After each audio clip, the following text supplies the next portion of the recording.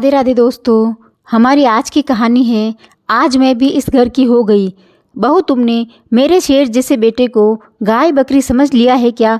हर रोज़ देखती हूँ सुबह न जाने क्या घास फूस नाश्ते में परोस देती हो और वो बेचारा चुपचाप खा लेता है। यही मेरा बेटा स्कूल और कॉलेज हलवा पूरी खाकर जाता था।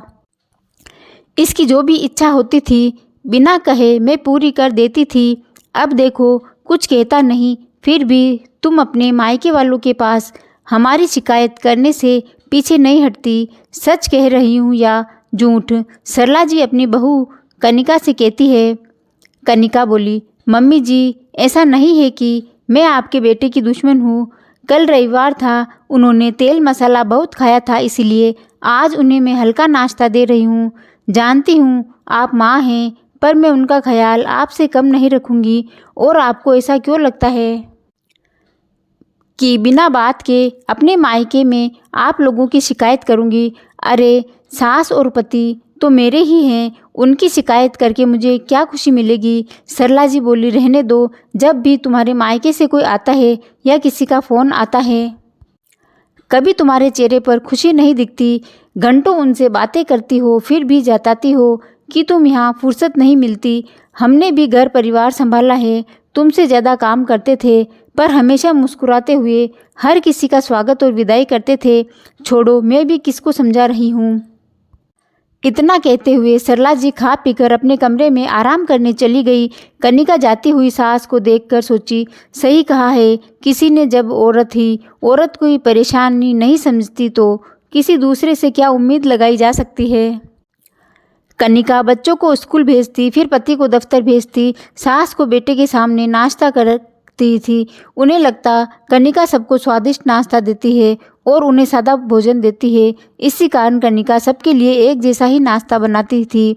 बस अपनों से यही उम्मीद करती थी कि थोड़ी सी परेशानी उसकी भी समझे। जहाँ गर्मी में हर कोई पंखे की हवा और एसी की ठंडक चाहता था, कनिका पसीने में तरबदर हो जाती थी। फिर भी अपनी जिम्मेदारियों को वो समझती थी। एक हफ्ते बाद उसके पति रंजीत दफ्तर से निकलते हुए बोले, आज कुछ अच्छा खाना खाने की इच्छा हो रही है। वक्त मिले तो बाहर से जाकर पनीर ले आना। अभी तो मुझे आने में वक्त है, तब तक तो बना ही लोगी। वैसे भी एक ही तरह का खाना बनाकर तुम भी ऊब गई होगी। घर में काम ही कितना होता है, इसी बहाने तुम्हारा भी दिल लग जाएगा। कनिका अपने पल्लू से अपने पसीने पोंछते हुए रसोई को देखी, क्योंकि उसने खाने की तैयारी लगभग कर ली थी। फिर भी उसने कहा, ठीक है, मैं बाजार से जल्दी जाकर ले आती हूँ, आपको आने तक तो तैयार हो जाएगा।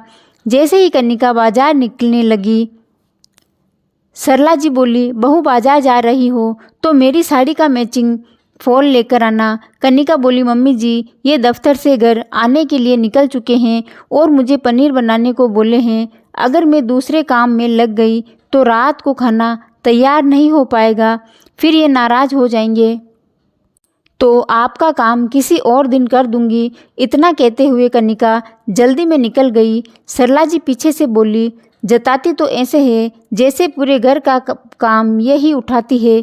अरे बेटा, मेरा बेटा अगर कमाकर ना लाए तो क्या मायके से लाकर खिलाएगी? न जाने अपने आप को क्या समझती है। कनिका भागी भागी गई और पनीर लेकर आई। बनाने में वक्त लगा, पर गर्मी में बेचारी ने पति और परिवार को खुश करने के लिए वो भी किया। रास्ते में रंजीत ने फ़ोन किया और बोले, बहुत गर्मी है, कमरे का एसी ऑन कर देना, मैं करीब एक आधे घंटे में पहुंच जाऊंगा। करीब आधे घंटे बाद रंजीत घर आए और आते ही बोले, आज मैं पराठा खाऊंगा, पर डाइनिंग हॉल में नहीं, कमरे में खाऊंगा। कई बार बोल चुका हूँ डाइनिंग हॉल के लिए एसी लगवा लेते हैं, पर तुम हो कि न जाने पैसे बचाकर किसे देना चाहती हो। इतना कहते हुए वो अपने कमरे में चले गए। कनिका सोची, दिन की सब्जी है, उसके साथ पराठा भी अच्छा लगेगा, तो मैं भी आज पराठा ही खा लूँ। उसने बनाना शुरू किया। बच्चे, पति और सास सबके लिए उसने 2-2, 3-3 पराठे बनाई। सबको खाने इतना अच्छा लगा कि उन लोगों ने दोबारा मांगकर पराठा खा लिया।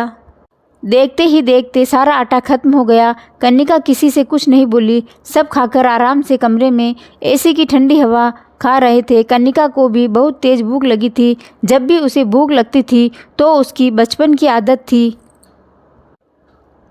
कि उसकी आंखों से आंसू आ जाते थे और उसे अपनी माँ की याद आती थी। उसने सोचा अब कौन अपने लिए फिर से आटा लगाए, तो उसने दिन का बचा हुआ चावल लिया और सब्जी के साथ खाने लगी। खाने के साथ साथ नमकीन आंसुओं का भी स्वाद आ रहा था। तभी कमरे से रंजीत की आवाज़ आई, कनिका तुमसे इतना भी नहीं हो पाता कि कमरे में ठंडे पानी की 2-4 बोतल रख दे। और ये क्या, अभी तक तुमने खाना नहीं खाया, खाना ही खा रही हो। जल्दी से पानी की बोतल दे देना, एक काम तुमसे ढंग से नहीं होता। न जाने दिन भर घर में क्या करती हो।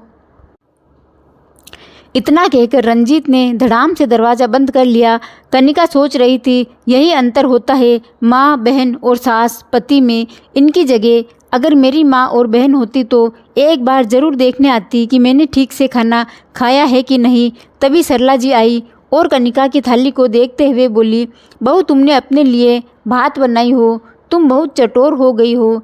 मुझे तो ज्ञान देती हो कि भात 2 बार नहीं खाना चाहिए, पर खुद खा रही हो। उनके इतना कहते ही न जाने कनिका की आंखों से आंसू फपक पड़े। सरला जी बोली, हाय हाय बहू, मैंने तो कुछ कहा भी नहीं और तुम रोने लगी। ये आजकल की औरतों का यही ड्रामा मुझे अच्छा नहीं लगता। सास कुछ कहती नहीं कि वे रोकर पूरे घर को इकट्ठा कर लेती है। कनिका अपने आंसुओं को पोंछने की नाकामयाबी कोशिश करते हुए बोली, मम्मी जी आपको मेरी थाली में भात नज़र आया, पर वो भात दिन का है, ये नहीं नज़र आया। आप सब एसी की हवा में खाना खा रहे हैं, मैं यहाँ बैठकर अकेली खा रही हूँ। किसी से नहीं हुआ कि एक बार मुझसे भी पूछ लेता, क्या मैं इस घर के लिए कोई मायने नहीं रखती। सरला जी बोली, अरे पनीर और पराठा बनाने के लिए तुमने ही तो हाँ की थी। कनिका बोली, मम्मी जी जब मैं उनकी पसंद नापसंद, यहाँ तक कि उनकी हंसी के पीछे की परेशानी भी समझ लेती हूँ, तो मेरी परेशानी कोई क्यों नहीं समझ पाता। काम वाली जितना आटा लगाकर गई थी वो सब खत्म हो गया था। अब ये सोचिए, मुझे भी तो भूख लगती है, कभी मेरा भी मन होता है कि कोई मेरी भी चिंता करे। ऊपर से उन्होंने कहा कि गरम गरम पराठा चाहिए।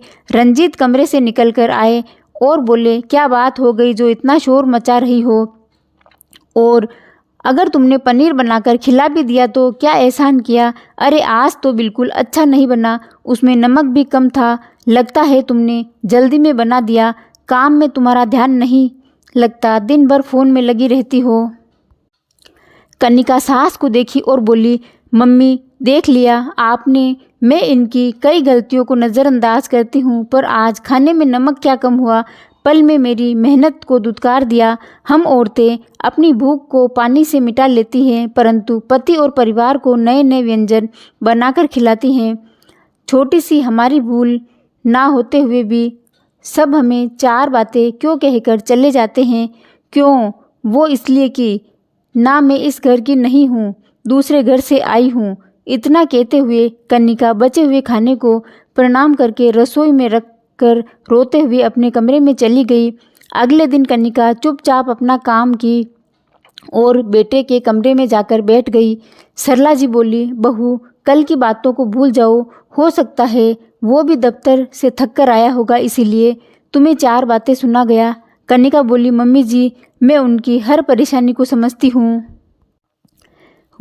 तो वो मेरी तकलीफ़ क्यों नहीं समझते। खैर जाने दीजिए, जाइए आप भी थोड़ा आराम कर लीजिए, तब तक मैं कुछ कपड़ों में इस्त्री कर लेती हूँ। कनिका जब कपड़ों में इस्त्री कर रही थी तभी उनकी माँ रंजनी का फ़ोन आया। संयोगवश सरला जी ने उठाया। सरला जी समधन के हाल चाल पूछी, फिर बोली, हमारी बहू कुछ ज़्यादा ही नाजुक है, कभी कभी न जाने क्यों क्या हो जाता है, बिना बात के भी रोने लगती है। रजनी जी हंसकर बोली, नहीं समधन जी, मेरी बेटी बहुत मजबूत है, पर हाँ जब कभी भूख लगती है और थकान ज़्यादा हो जाती है तो वो रोती है। सबको खाना परोस देगी, पर खुद का बनाया हुआ खाना कोई और परोस कर दे तब उसे अच्छा लगता है। ये उसके बचपन की आदत है। वो कहती नहीं, पर मैं समझ जाती हूँ कि उसे भी भूख लगी है। अब आप वहाँ हैं तो माँ की जिम्मेदारी तो आपको ही उठानी होगी, क्योंकि मेरी बेटी तो मैंने आपको दे दी। उसे बहू नहीं बेटी समझिए तो उसकी हर आदत आप समझ जाएगी। रात में रंजीत चुपचाप खाना खा रहा था। कनिका जैसे ही सरला जी को खाना देने लगी, सरला जी बोली, बहू तुम भी हमारे साथ ही बैठ जाओ और लाओ, आज मैं तुम्हारे लिए खाना लगाती हूँ। कनिका आश्चर्य से सरला जी की तरफ देखी तो सरला जी बोली, तुम सबके लिए इतना कुछ करती हो तो क्या मैं तुम्हारे बनाए खाने को तुम्हें परोस नहीं सकती? और रंजीत, जब कभी तुम्हें कुछ खाना हो तो 2 दिन पहले बहू को बताया करो, आखिर वो भी दिन भर घर के काम में थक जाती है। हम लोग खाने के समय ये भी नहीं देखते कि बेचारी बहू के लिए कुछ बचा है कि नहीं। जब ये सबके लिए इतना सोचती है तो इसके लिए सोचने की जिम्मेदारी हमारी भी तो कुछ बनती है। सास की बातें सुनकर कनिका की आंखें भर आई। रंजीत को भी अपनी गलती का एहसास हुआ कि कल उसने कुछ ज़्यादा ही बोल दिया था। उसने कान पकड़कर कनिका से माफ़ी मांगी और बोला, मुझे माफ़ कर दो, मैंने ध्यान ही नहीं दिया कि खाते खाते हम कितना खा गए। तुम तो पनीर खाती भी नहीं हो, फिर भी हमारे लिए बनाती हो। मैं बुद्धू, अरे नमक कम था तो ले लेता, अपने इस बुद्धू पति को माफ़ कर दो। सरला जी बोली, बहू ये तो बचपन से ही बुद्धू है, इसे माफ़ भी कर दो। अब रविवार को एक वक्त का खाना या तो हम बनाएंगे या बाहर से मंगवाएंगे, पर बहू को एक समय का आराम देंगे। क्यों बहू, अब तो ठीक है ना? कनिका झट से सरला जी के गले लग गई और बोली, मम्मी जी सालों लगा, पर आज मैं भी इस घर की हो गई। तो दोस्तों, आपको ये कहानी कैसी लगी? इस कहानी को लाइक, शेयर और सब्सक्राइब ज़रूर करें। धन्यवाद।